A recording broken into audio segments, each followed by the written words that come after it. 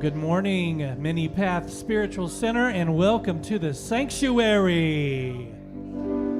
We are the Sanctuary Band, and on behalf of Reverend Deb Moore, I'm Ryan Gill. That's Jackie, Jackson, and Daphne. Mary Grace is out today, and we will wish Mary Grace a happy Sunday. We're going to start off by singing a couple of songs back to back. We're going to get our energy up and ready for a great service today. Let's all stand together and release and let it go. There was a time in my life, thought I'd have to do it all for myself. I didn't know the grace of God was sufficient. Didn't know the love of God was at hand. Now I can say, if you're discouraged, struggling just to make it through another day, you've got to let it go, let it all go.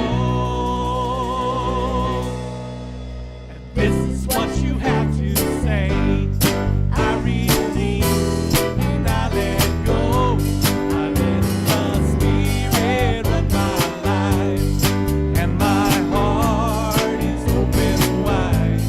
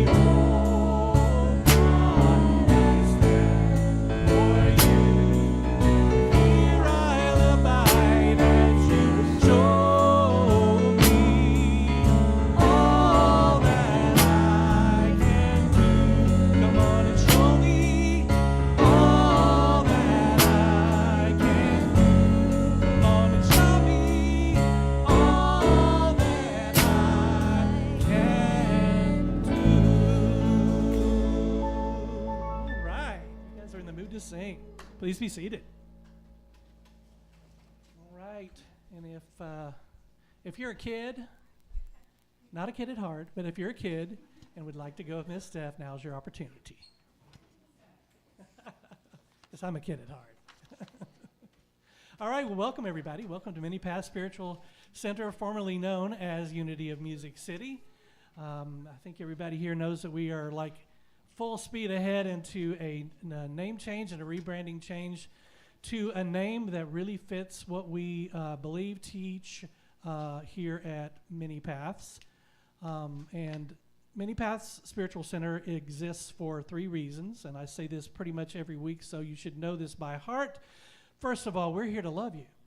That's what we do. We're here to love everybody that walks through that door for who they are, their authentic selves, because we all know that there's a slice of the divine within all of us. And that is what connects us all as human beings and as spiritual seekers. Secondly, we are here to support you on your journey in life. And third, we're here to give you some tools to help you along your spiritual path. That's why we exist, and I think everybody here is right in line with all of that, right? So welcome, welcome, welcome.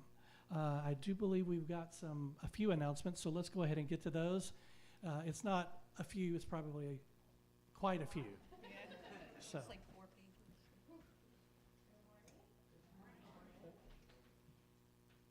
There you go. Good morning. Good morning. Go Gators. Anybody? No? Okay. All right. Wrong place. Is service one of your spiritual values? Are you looking to find a way to give back and plug in? Would you be willing to gift someone once a month to take care of our spiritual home? Our cleaning crew is going through a clearing and reorganizing. If your heart leads you to assist in the cleaning and care of our building, please contact Frank at appointments@thespiritchrysalis.com to join and add to the hands and hearts of the people that rhythmically take care of our space. Spirituality Unplugged and Potluck, Friday, April 18th. Potluck at 6:30, discussion at 7. This is a forum to ask deeply philosophical and spiritual questions and create conversation. This is a process done in a safe environment to explore questions such as, if we are spiritual beings having a human experience, why do we want to be spiritual instead of more human? What is going on energetically right now? I want to know that. Come and explore with us. So I guess everyone will be there. Youth Egg Hunt next Sunday, April 20th, following the service. Steph is accepting donations of plastic eggs, candy, and other small fillers. Please see Steph with donations or questions. Earth Day Gong Meditation Alignment, Tuesday, April 22nd from 7 to 9. Join Judy Bernard in a special Gong meditation service. This Gong meditation allows us to release anxiety, overwhelm, and heavy feelings and energy and grounds us to the Earth's biorhythm. Harnessing the metal element through these planetary gongs calls forth awakening, connection, and unity. Bring a pillow, mat, and blanket. Here at Many Paths Spiritual Center, vibrational value is $35, and for more info, contact Frank. Mindful Parenting Zoom, Wednesday, April 23rd at 7. Share experiences, inspire, and encourage each other.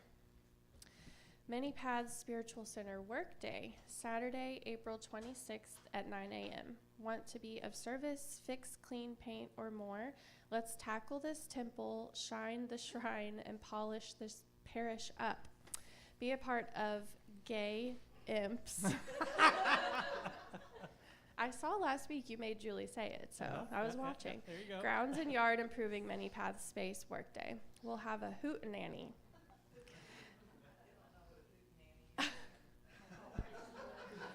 Bring your banjo and we'll have a hootenanny. Communing with Nature Through the Wheel of the Year, Wednesday, April 30th from 7 to 8:30. Earth-based spirituality is one way to awaken through connection with nature and her energies. Harnessing energy using crystals, plants, and celestial movements, we can better understand our spiritual purpose. This class is a great way to understand what paganism really is. All are welcome and cost is $10. The Happy class just got happier with more opportunities to move and more chances to relax. There is a new updated schedule, and the next class will be Thursday, May 1st from 6:30 to 7:30. Cost is $20 for adult, $15 for teen. Signups and more information are in the front room bulletin board. Let's dance around the maypole. A Beltane celebration. Beltane is the midway point between the spring equinox and the summer solstice. Join us as we light the May fire, dance around the maypole, and celebrate the union of the divine as we welcome the summer months. Contact Frank to have part in a rite or dance around the maypole. May 4th, following Sunday service. Journey to India Fest. May 10th at 10:30, rendezvous and carpool. Sri Ganesha, is that how you say it? That's okay. perfect. Temple is having its annual India Fest. We will rendezvous at a location near Gallatin Pike or Briley Parkway and carpool to the temple. This is a great event to bring a friend as well as kids. This festival will feature vegetarian food from different regions of India, an art and clothing bazaar, get henna applied on your hands, enjoy dance performances by the hour, or take a peek into the decorated sanctums of Sri Ganesha Temple with free guided tours. Kids' activities include field games, face painting, and henna. If you would like to join our community exploration for India Fest, please email Frank. You have a lot going on. All activity or meeting links and contact numbers can be found on the website, in the weekly happenings email, on the Google Calendar, or you can email the church. Thank you. All right. I go read? Henry segment? Yeah. Everybody say hi to Kelly.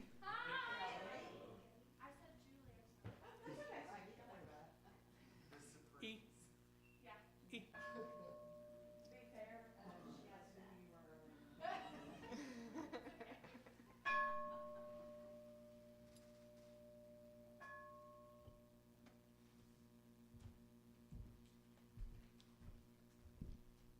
Good morning, Mini Pass. Let's begin this portion of our service by taking a deep, centering breath.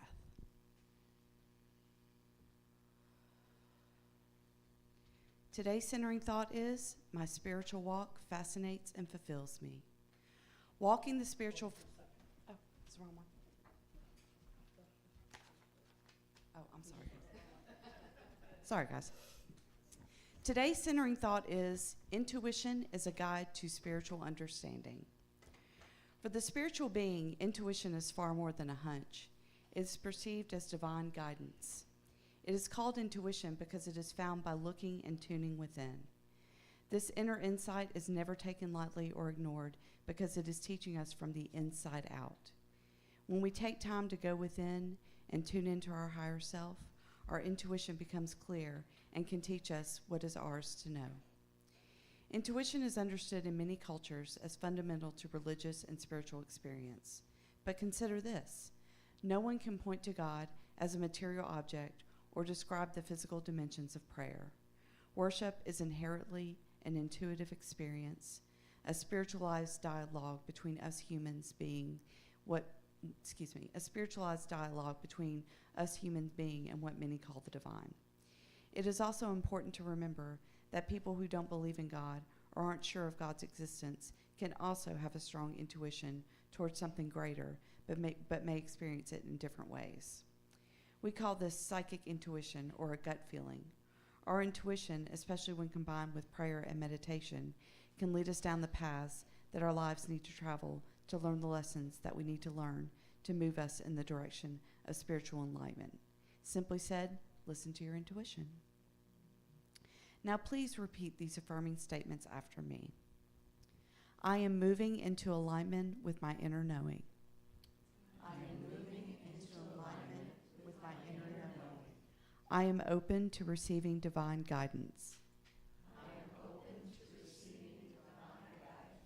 I deepen my connection to Spirit, and I discover the unique ways it speaks to me.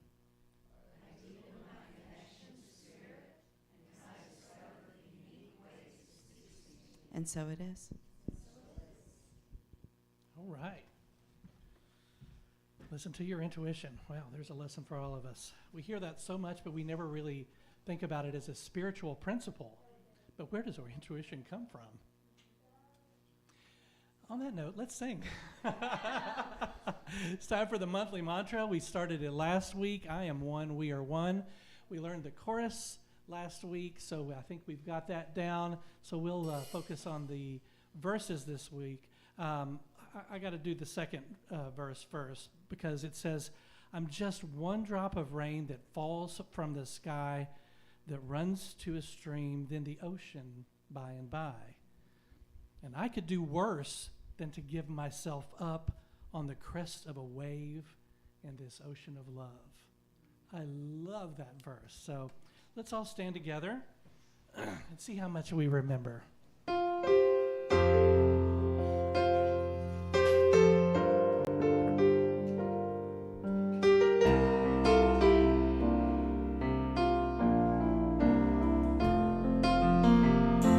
Just a spoke in the wheel, one grain of sand, but it feels so right to be right where I am. One little part of a much bigger plan, and the longer I'm here, the more I understand.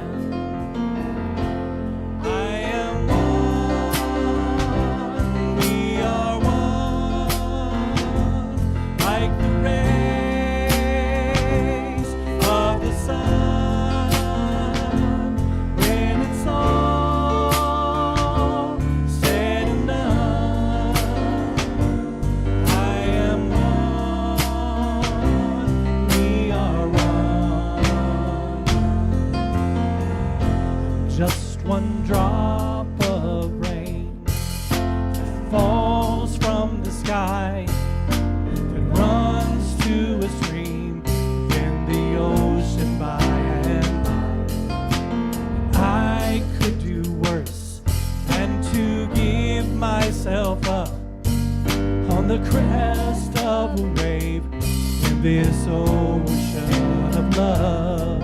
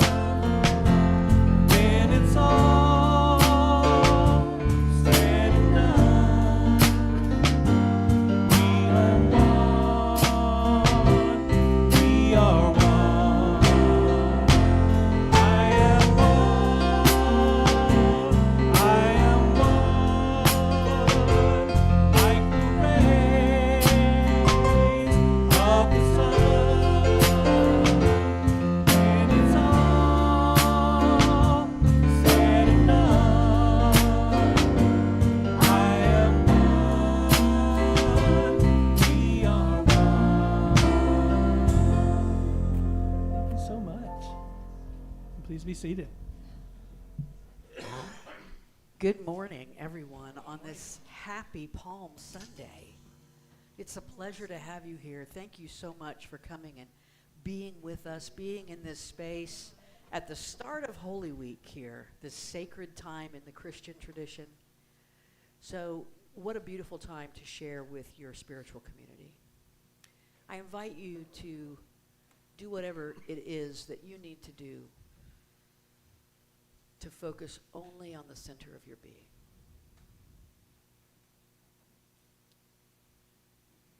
Likely you might need to close your eyes.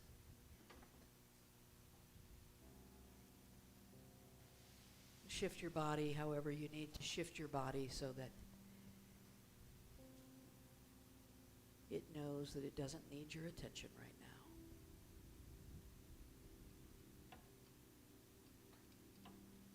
Lower your shoulders.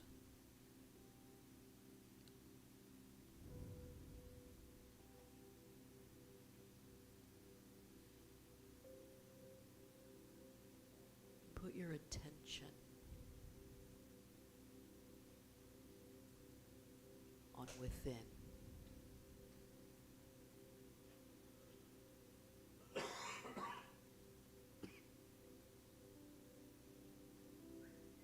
In the world of spirit, there is no within, there is no without. But as human beings, it helps us. It helps us sometimes to think of the within.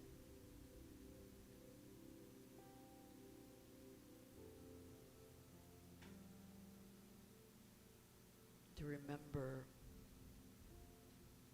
that all the things we can set aside are not really us.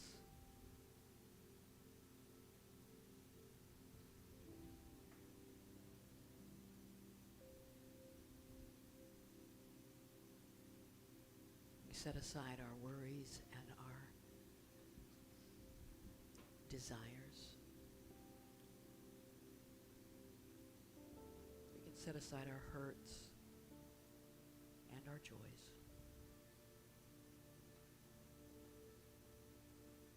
We can set aside our hopes and our regrets.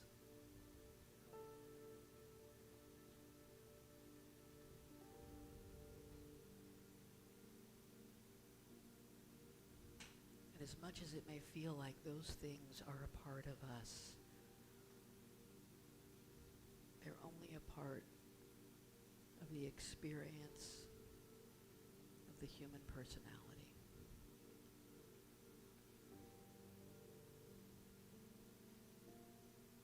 But who you are is unchangeable.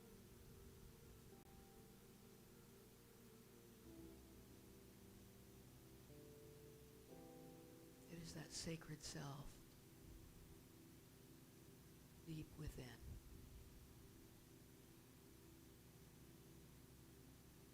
The one that observes the one experiencing pain.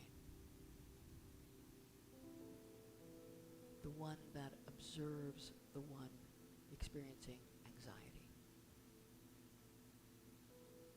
The one that observes the one experiencing rejection.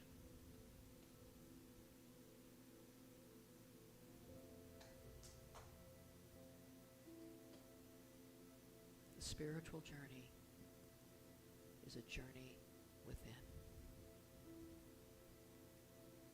A journey to understanding who you are. Who you really are. Who you absolutely, truly are. Not who you think you are.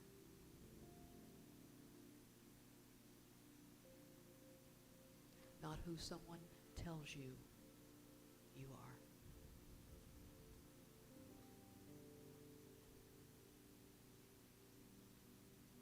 But to rest in the full awareness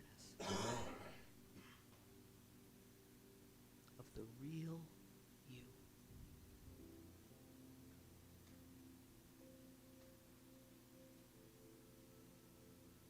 The Christ nature, the Buddha nature, the deep pool of peace, the sacred space of bliss and acceptance and joy and love and all good vibrations.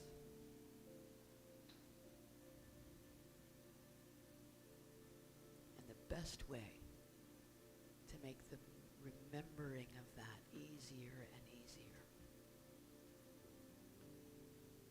is to regularly stop and be within.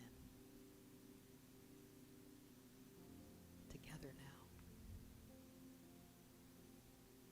in the stillness, in the silence.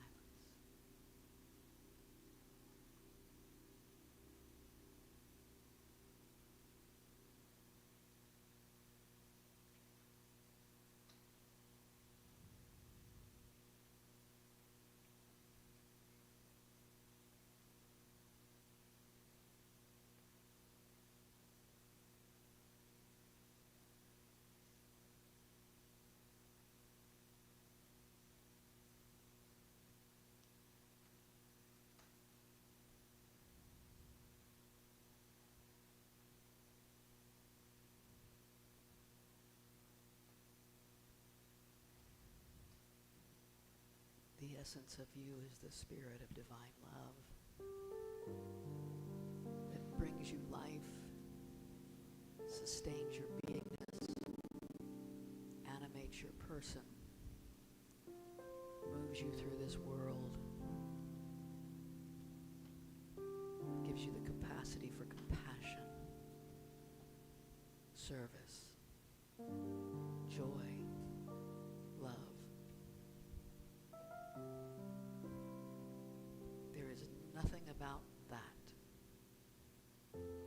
about the essence of who you truly are, that is anything other than beautiful.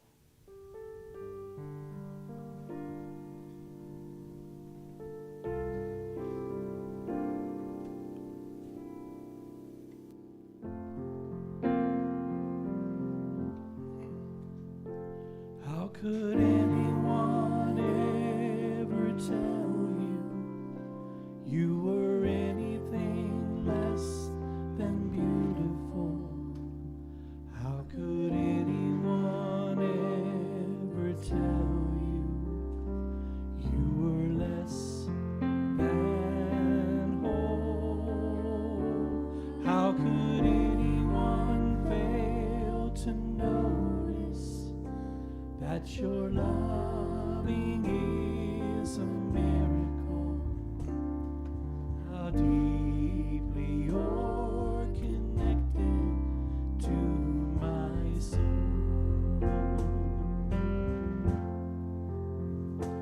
How could anyone ever tell you you were anything less than beautiful?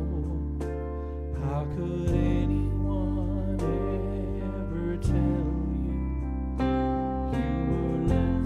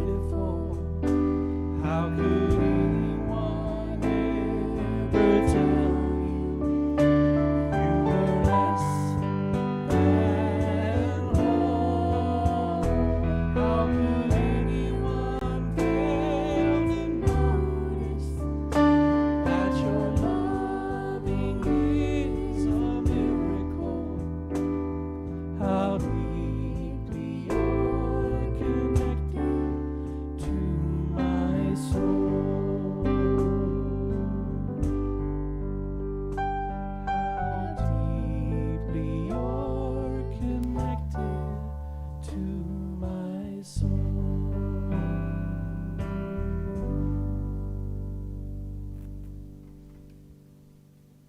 That's such a beautiful song, isn't it?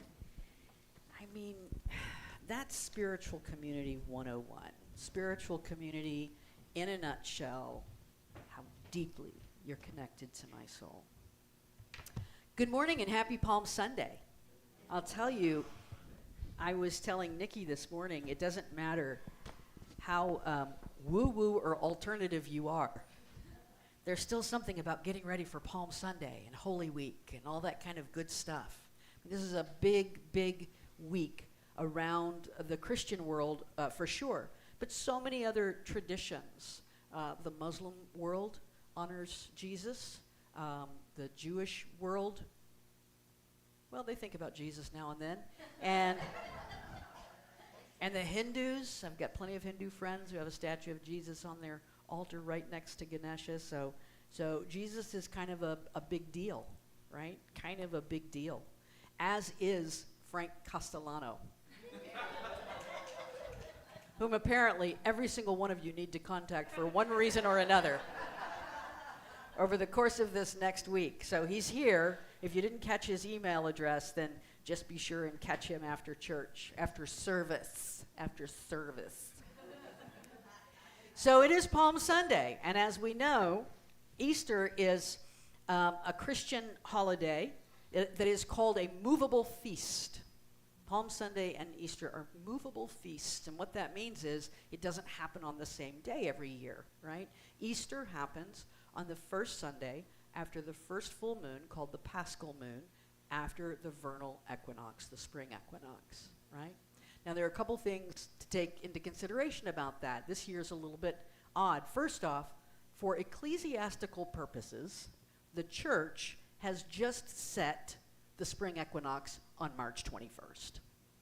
Now, the spring equinox was not on March 21st this year, and as I understand it, for about the next 100 years or so, it's going to be on March 20th, right? I don't know enough about it to know what that's all about, except that I know that it actually is on March 20th, but the church says nope, because the church can tell the universe what to do. Didn't know if you knew this or not. The spring equinox is going to be the church. Which church?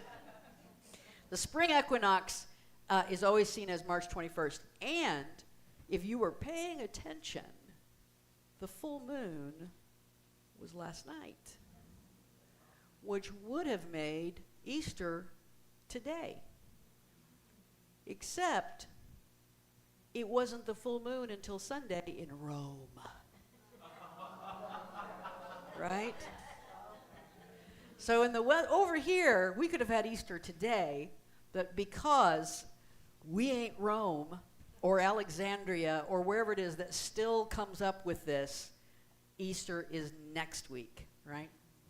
This whole week in the Christian tradition, from the day or two before the start of Holy Week all the way up through the resurrection, is a full third of everything written in the canonical Gospels.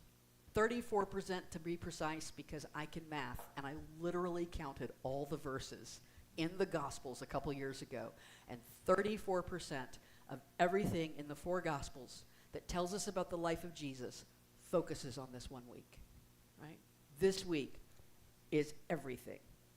So what happened before those things? Now, before this 9 days, we have things like the birth of Jesus, and we have when he was 12 and he's off in the temple, and we have him getting baptized and the Beatitudes and him calling his disciples and all this kind of stuff.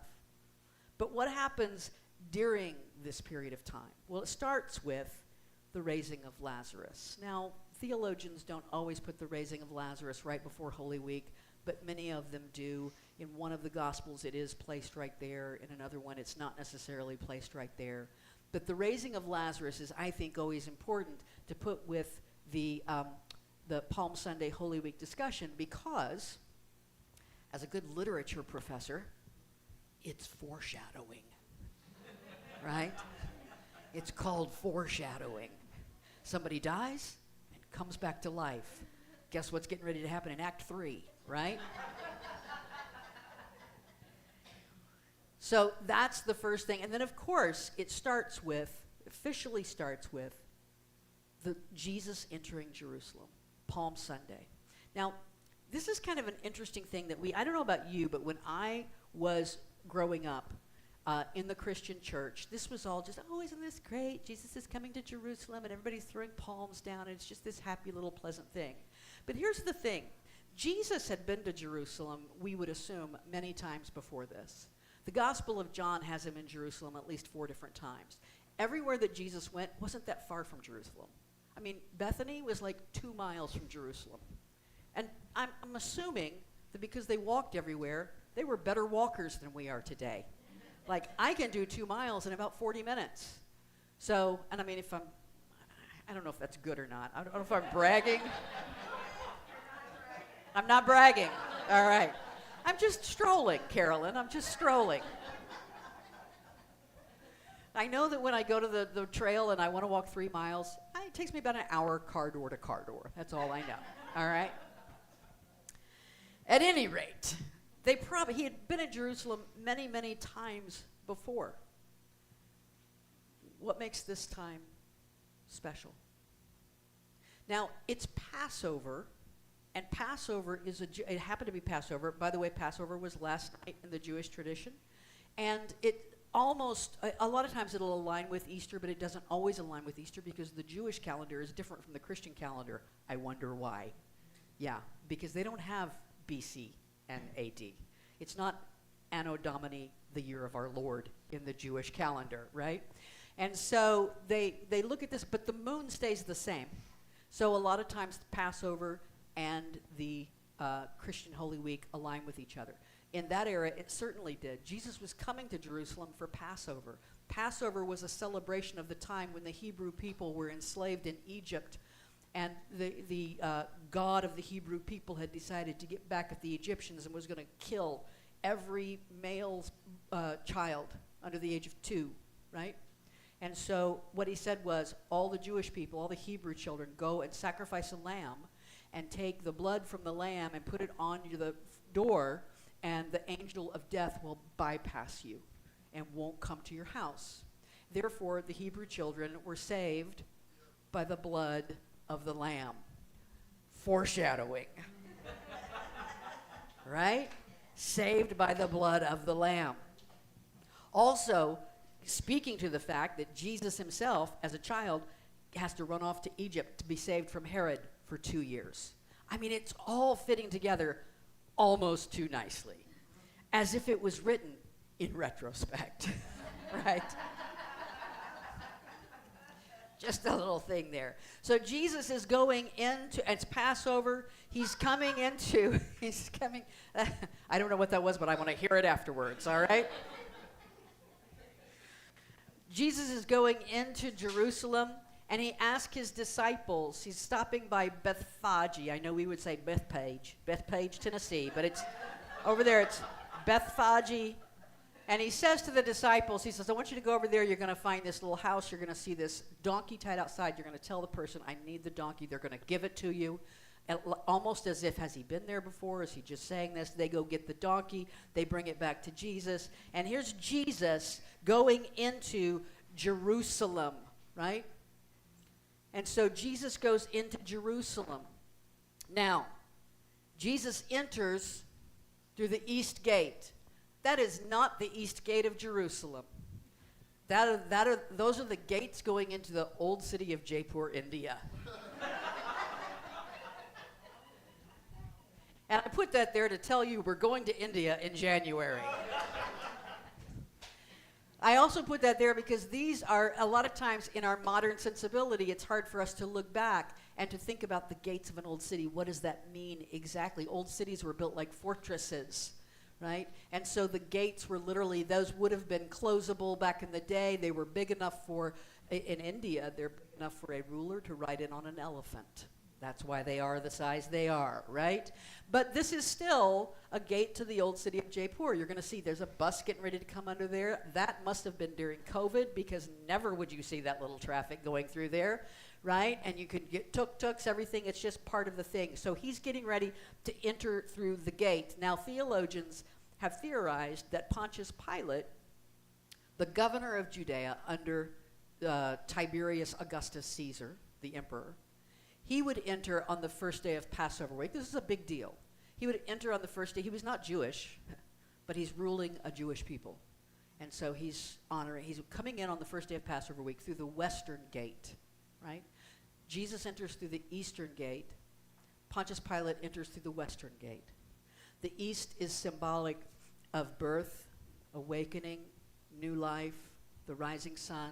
It's the direction of peace. The west is symbolic of death, the end, the setting sun, war. So you have Jesus entering through the east gate. You have Pontius Pilate entering through the west gate. And what you're having is this kind of interesting dichotomy going on. Jesus is entering on a donkey. Donkey is symbolic of peace. The horse is symbolic of war. Pontius Pilate would have no doubt come in not only by himself on a war horse, but with an entire regiment behind him. What they called a century, because that's where they get centurions, right? A regiment in those days was 100 soldiers. So you were a centurion if you were a part of that regiment of 100 soldiers.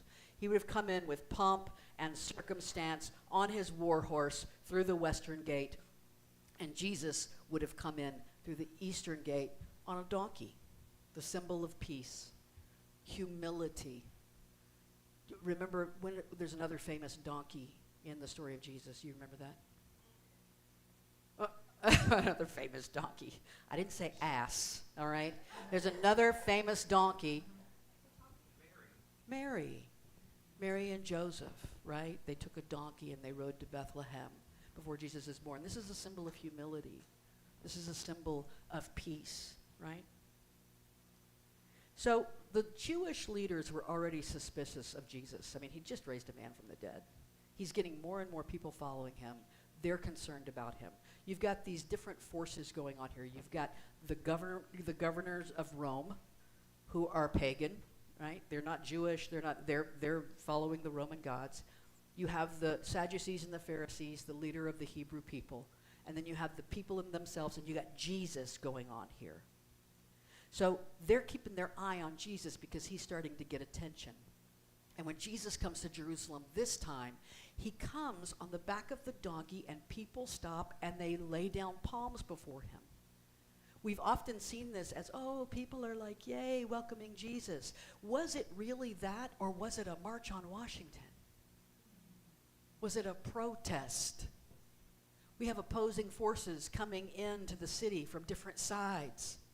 If you think of Jerusalem as the inner self, the true self, and that spiritual nature and that human nature coming to lay claim to who you are, right?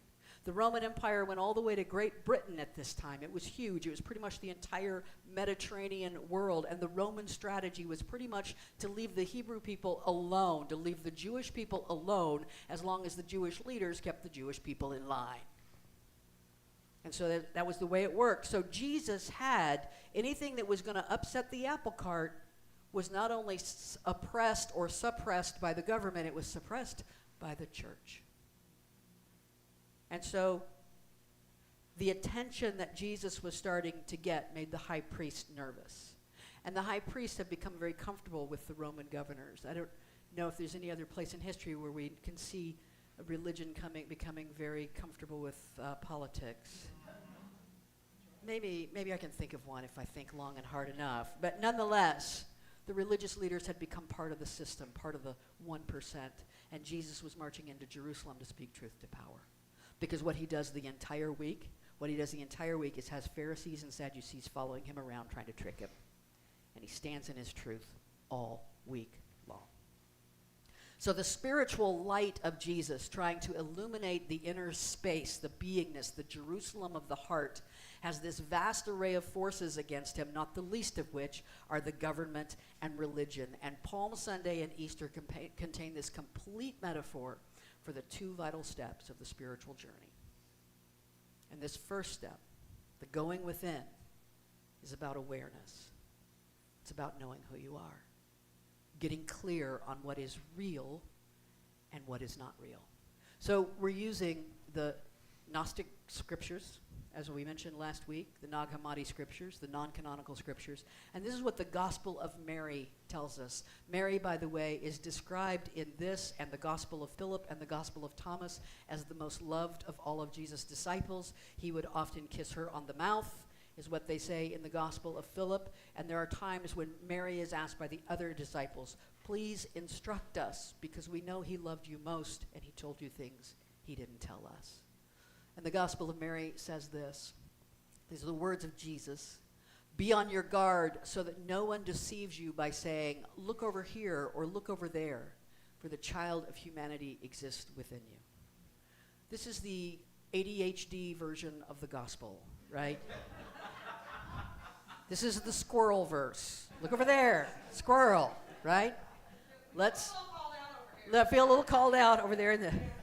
That's some churches have an amen corner. We have an ADHD corner over there. Yeah. So what he's saying here is don't all these different things. We're like crows. We like shiny things, right? We all go through this on our spiritual evolution. We go through the phase where like, I'm so into crystals right now, I'm going to get every single one of them, which is fine. I have a bunch of them at home. Oh, I like malas now. I'm going to get one of every different color so I can wear it with everything I have. Oh, I'm going to wear a cross around my neck. Oh, I'm going to wear I'm going to start dressing like I'm from India. I'm going to, right? Because we're like spiritual crows, and that's fine. Nothing wrong with any of that. And what Jesus is saying, don't let that distract you. Don't let it distract you from what the truth is. Child of humanity is a term that is used a lot in the Gnostic scriptures. Jesus is often referred to as the Son of humanity. You can think about this, the child of creation. Often in some of these Gospels, the divine is called the one who is, all capitalized, the one who is, the one, the oneness that is. The child of humanity is the offspring of the one who is, right? The wave, that drop that's on that wave. So the one who is, the offspring, the child of creation, the Christ, the anointed one, exists within you. You don't see a lot of these scriptures in the ones that got approved for entry into the Bible, do you? There aren't a lot of places that talk about the one within you. Mary describes the ascent of the soul. Let me see if I can find her here. I got so many different, there we go, there's Mary. Mary goes on to discuss a vision that she has seen and something that she learned from the Lord, and she's describing the ascent of the soul. Now, ascent, descent, these things are meaningless. We've talked about this before because we live in the world of dynamics, phenomenon, push and pull. We have to think in terms of in and out, up and down. In the world of spirit, there's no such thing. There's no such thing. So the ascent of the soul is really the soul moving from human understanding to the realm of truth. Moving from thinking that this body is who I am to knowing who I am, right? When she describes this, she talks about these different ignorance, darkness, desire, all the things that are out to keep us from knowing this. And it says here, and desire said, I did not see you go down, yet now I see you go up, soul. So why do you lie, since you belong to me? Soul, you belong to me, I'm desire, right? I didn't see you. How did I not see you? And the soul answered, I saw you. You did not see me, nor did you know me. You mistook the garment I wore for my true self. You mistook the garment I wore for my true self. It's like we're all at a masquerade ball. We're all at a masquerade ball. We're all in masks. It's like if someone might say to us, I didn't see you. No, you didn't. You didn't see me. Worse yet, they might say, I saw you. No, you didn't. You might have seen some behavior. You might have sawn. You might have seen some behavior that I engaged in. You might have seen a mistake, an error my human person was making, but you didn't see me, right? Later on, Mary says that what binds me has been slain and what surrounds me has been destroyed. What binds me is anything that keeps me from the understanding of my true self, who I am. That is gone.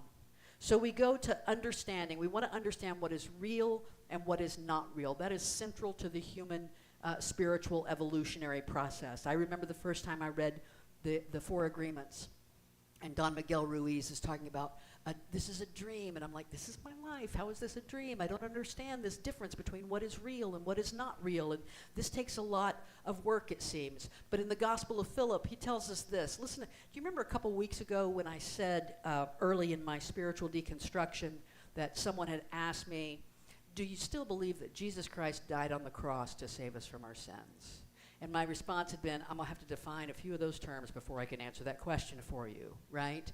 Listen to this, written 2,000 years ago. The names of worldly things are utterly deceptive, for they turn the heart from what is real to what is unreal. Whoever hears the word God thinks not of what is real, but rather of what is unreal. So also with the words Father, Son, Holy Spirit, life, resurrection, church, and all the rest. I wish I'd written that. It could be written today. You know, words are problems. My whole life has been about words. And words are problems because they are social agreements of symbols. That's all they are. The word chair is not a chair. The word God is not God. It's just a symbol. And if we agree on that, what that symbol means, we have understanding between one another. But if we don't agree on what that symbol means, then we've got a problem. Which makes this whole thing, the beginning of John, in the beginning was the Word, and the Word was with God. In the beginning was confusion. In the beginning was interpretation. In the beginning was room for us to misunderstand each other, right? On the material plane, we see something outside of us, and we want to name it. On the spiritual plane, we recognize that there is nothing outside of us. There is nothing outside of us. Let me see if I can find Philip here. There we go. It says here, top of page 160. That's right. Gospel of Philip. People cannot see anything that really is without becoming like it. It is not so with people in the world who see the sun without becoming the sun, and see the sky and earth and everything else without becoming them. But in the realm of truth, you have seen things there and have become those things. You have seen the Spirit and have become the Spirit. You have seen Christ and have become Christ. You have seen the Father and become the Father. Here in the world you see everything, but you do not see yourself. But there in that realm, you see yourself and you become what you see. Isn't that, don't you just want to sit with that for a little while? This is all about knowing who you are. And when we get into the realm of truth, this isn't about going anywhere. It's not going to heaven one day. It's not about going inside or outside, up or down. It's about accepting the realm of truth, which is the essence of who we are. It's about awakening to who we are at our essence, knowing who you are. Going within is allowing ourselves to rest in that awareness, not to achieve it, not to go after it, not to become it. It's there. It's already there within us. Thich Nhat Hanh says, if you touch one thing with deep awareness, you touch everything. That's how powerful awareness is. If you touch one thing with deep awareness, the whole world goes from black and white to full color. Right? If you become aware of the Christ, and you become Christ, and everything starts to line up. Easy peasy, lemon squeezy, no problem. Let's just do that. But it isn't so easy. And that's why it's a process. And that's why we've had different teachers come and try to show us again and again and again. And later on in the Gospel of Philip, the words of Jesus are, I have come to make the lower like the upper and the outer like the inner. We heard the same thing in the Gospel of Thomas. I have come to make the lower like the upper and the outer like the inner. You should go into your room, shut the door behind you, and pray to your Father who is in secret. That is, the one who is innermost. This room doesn't have to be, this is a metaphor. Go within. Go deep, deep within.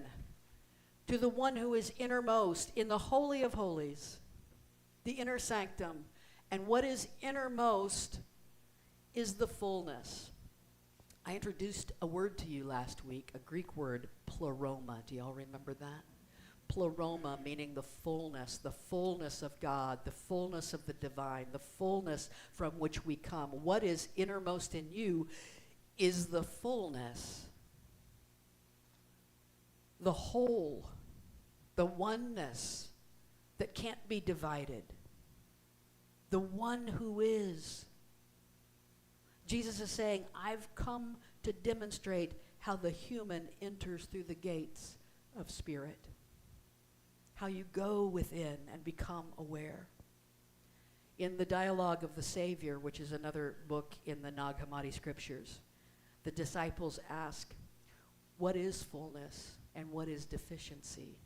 And Jesus answers them by saying, you are from fullness and you are in the place of deficiency.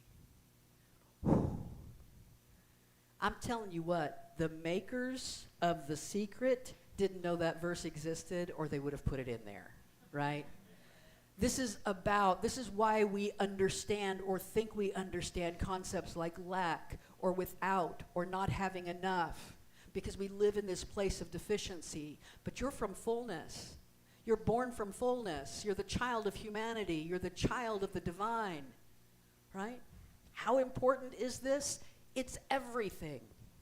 We could spend the next year talking about nothing but this. We won't, I promise we'll mix it up a little bit. But we could spend the next year talking about nothing but this. And we would still, it would be a valuable, every moment, valuable experience. It's everything, and yet, paradox, there's a side B. Somehow, oh, there we go. I don't know what happened there. Somehow, it's like the side A of the 45 record of Awakening. Right? Side A is awareness, knowing who you are, going within. Deepak Chopra says this is big. Once you know who you really are, being is enough. You feel neither superior to anyone nor inferior to anyone. And you have no need for approval, because you've awakened to your own infinite worth. No need for approval. No need for approval. None. You know what I hear in that? I hear freedom. Wouldn't that be the freest of freedoms? I have no need for your approval. I love you, right? I want to see you do well. I have hopes and I have no need for your approval. Zero need for your approval. Because as long as I have need for your approval, then how I feel is completely dependent on your actions. And every single time that someone else's actions or words or behavior make me feel good or make me feel bad, I know that I still have need for their approval. Now you might say to yourself, but isn't it nice to have someone to... Absolutely. Sometimes after Sunday morning services, someone will come up to me and they'll say, that was a great talk, Deb. And the person, Deb, says, yeah, I know. Yeah. I knew it when I was writing it. It's pretty good. And someone might say, you were speaking right to me, or this was exactly what I needed to hear. And sure, my person loves to hear that. We all love. I also have people come up to me sometimes and go, I'm going to have to think about that one for a while. And that one I love, because then I'm going, great, because the evolution is in the wrestling. right? The evolution is in the wrestling, so hallelujah. But what I go at some point, either a few minutes later or later that afternoon, I'll remember those kind words that someone said to me. They're wonderful. We all love to hear kind words. We do. But at some point, I will take those words out of the person I am and into the place of really who I am. And I will feel nothing but joy and gratitude. Thank you, Spirit, for letting me be a servant. Use me, oh God, right? Use me. I stand for you. And that is such a beautiful, when it goes into the inner sanctum, it's something deeper than any little stroke that my ego could ever have. Any little stroke, because I was doing the service of the divine. And somehow someone caught the wave and said, yes, yes, I'm surfing with you. No need for approval. This is huge, right? And it keeps telling us the work that we need to do. I don't need anybody else to act in any kind of way for me to stand in my truth. I don't need, and there's great ways to practice this. I'm not even going to look at my wife for right now while I say this. There's great ways to practice this. Like you could be driving down the road and the way another person is driving doesn't have to affect the way you feel. Right then. It doesn't have to affect the way you feel. It can't touch you as a human being, right? It's not touching the real you. There's another book in here called The Gospel of Judas. Judas is a central character this week. I don't know if you know that or not. A central character, what's going on. And this work here, along with other works, have helped me to reframe Judas and the role that he plays over the years. There's a great movie called The Last Temptation of Christ that really reframes that and shows Judas as the role that he will play, right? In the role that he will play. So Judas and Jesus, in this gospel, Judas and Jesus, they were very tight, very close. Judas was his beloved, right? He loved Judas. And they would often go off together and talk, and Judas would ask him questions. And, you know, you've got the teacher here, you ask questions and ask questions. And Judas says to Jesus, all these folks, you know, I know you're going away, you tell us you're going away. These folks who've been baptized in your name, what will they do? He said, they're going to do great things, right? They're going to live in the truth.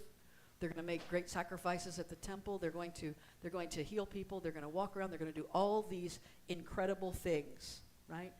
And then Jesus says this,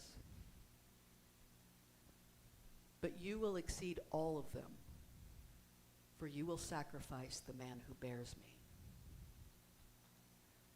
Throughout this, and we'll see this next week as well, Jesus has already learned how to separate those two.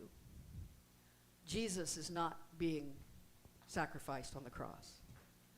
The body that the Spirit of Jesus has walked around in is being sacrificed on the cross. And Judas is doing a role that is vital because the one who gets in the way of the true self must go. Now, this can be a frightening concept. We sometimes feel it like a kind of death. Those of you who've ever read tarot cards know that when you draw the death card, it's not necessarily a bad thing, right? Those of you who, Ganesha, the god of obstacles, sometimes we need a few obstacles to get us back on the right path. The river runs the way the river runs because boulders move the water in different directions. And so it can be, as long as we believe that the mask is us, we see any perceived threat to that mask as an existential threat. Even Jesus went into the garden and prayed, if this cup can pass from me, let it. I'd rather not go through this. But nevertheless, not my will but thine. But the good news is, the gospel truth is this. Every resurrection follows a death. Every evolution follows another letting go. Every greater understanding of self demands that we look behind our mask, we enter within, and we remember that we are one with the one that is. And so it is. Namaste.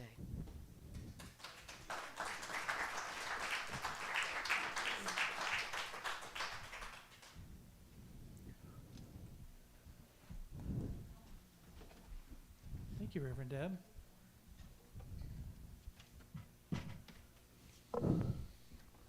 Take a deep breath. We'll let that beautiful lesson sink in. And I'll remind you that after the service next week, we'll go directly into an Easter egg hunt. And I know that Kelly and Jason are excited to hunt for the Easter eggs. We will cordon everything off and let them go at it. No, I'm joking. But please bring the kids. It's going to be so much fun for them. And I hear that it's going to start getting into the 80s. So we're going to start having some beautiful weather, maybe a little rainy, but that's okay. Spring, I think I'm safe in saying that as of next week, spring will have sprung.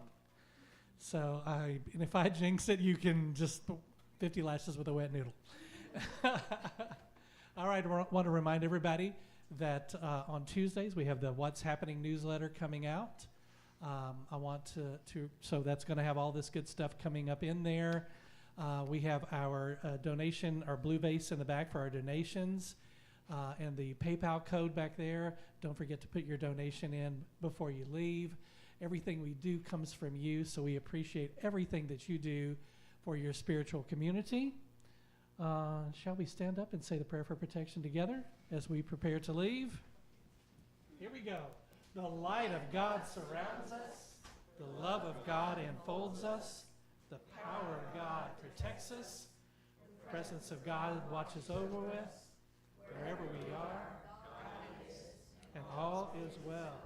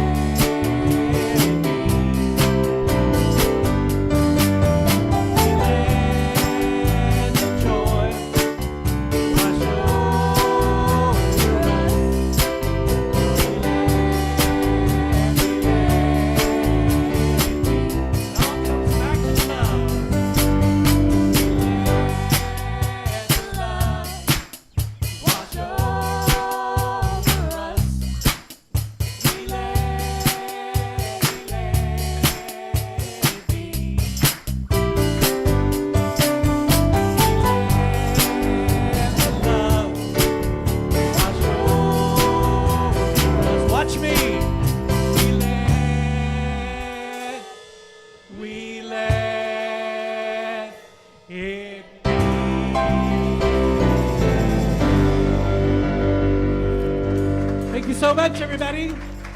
Enjoy this beautiful Sunday.